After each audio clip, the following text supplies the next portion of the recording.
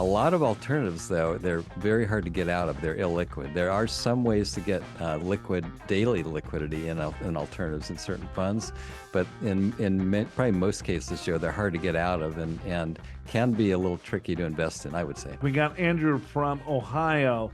Hey, thoughts on alternatives? Define, what are they? Why push by advisors? Once, and they are difficult to get out of. Why plan with sharks?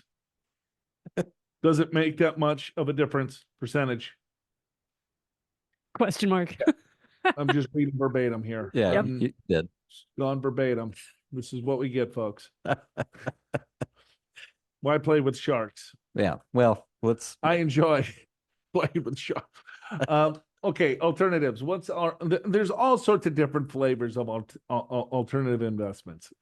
yeah, Some are good and some are bad. Just like Yeah, with any other investment. there's real estate, there's cryptocurrency, there's private equity, private credit, right? Hedge funds, commodities. I mean, there's all kinds of stuff that can be in it. Why are advisors talking about it? And I would agree with you. They are talking about it a lot because in many cases, they're trying to get an uncorrelated asset class, right? So stocks, whether it's large company, small company, growth, value, international, they go up and down slightly at different times, but they tend to kind of follow each other. But some of these alternatives have a completely different cycle, so they can kind of decrease some of the volatility. A lot of alternatives, though, they're very hard to get out of. They're illiquid. There are some ways to get daily liquidity in alternatives in certain funds, but in probably most cases, Joe, they're hard to get out of and can be a little tricky to invest in, I would say. Yeah, you probably don't want to get into the alternatives that have daily liquidity. Part of being in an alternative investment is the liquidity premium that you receive. So there's different things that you got to consider. Is that you have private markets and you have public markets. So public markets are what most people invest in. You have stocks and bonds. You can go directly into individual stocks, or you can package them up through a mutual fund, an exchange traded fund, and you buy and sell, and you can get your money out whenever that you want.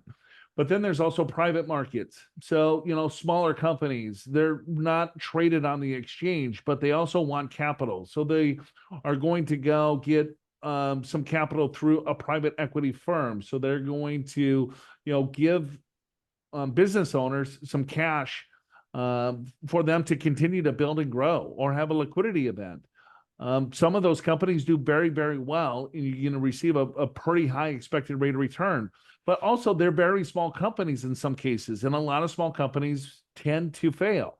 So there's more risk in those types of investments. So, but you have to let that money kind of season within the overall fund. So you have a liquid premium. Same with credit. So instead of going to the banks and getting some cash, private credit would be, very similar. Is that all right? Well, we're going to give companies some cash in the form of a loan.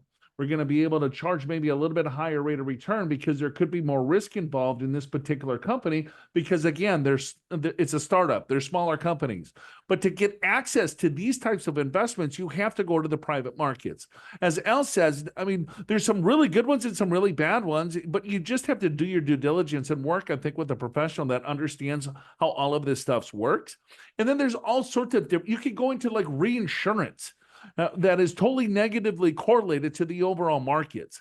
So there's beta that goes with the markets. And if you don't necessarily want to have an asset class that moves in correlation to your stocks or bonds, then alternatives is a really good example that can give you a negative correlation to those asset classes.